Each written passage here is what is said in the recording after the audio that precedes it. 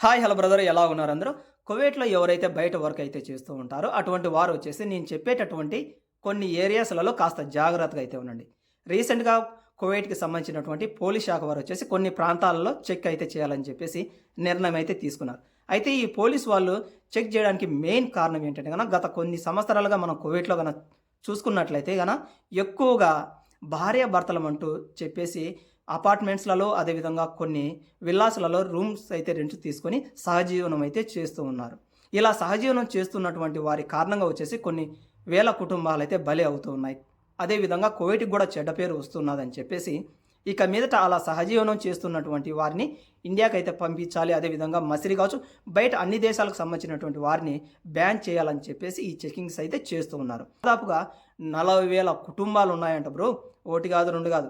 అంటే 40,000 మంది భార్యాభర్తల ముసుగులో మన వాళ్ళు వ్యభిచారం అయితే చేస్తూ ఉన్నారంట కువైట్‌లో.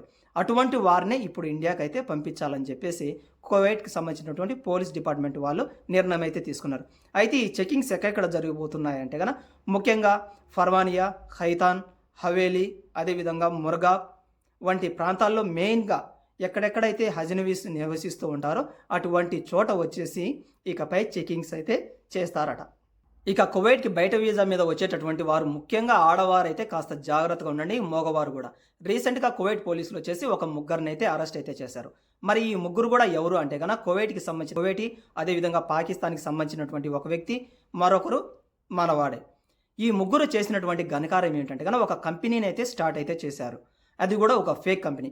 దాదాపుగా 40-50 మందిని అయితే తీసుకొచ్చారు ఆ కంపెనీలోకి.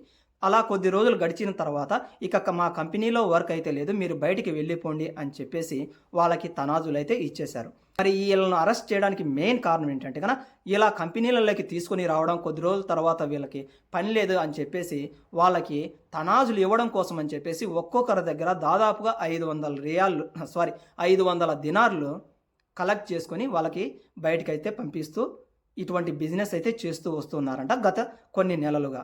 ఇది గ్రహించినటువంటి పోలీసులు అయితే వారిని అయితే అరెస్ట్ అయితే చేశారు.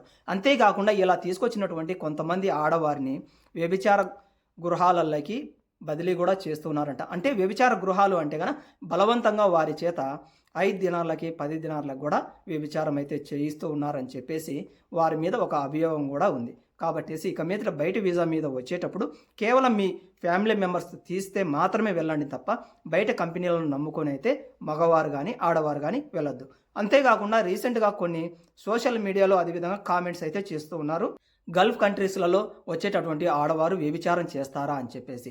అయితే బ్రదర్, ఇటువంటి క్వశ్చన్ అడిగేటప్పుడు అయితే మీరు కాస్త దయచేసి ఆలోచన అయితే చేయండి.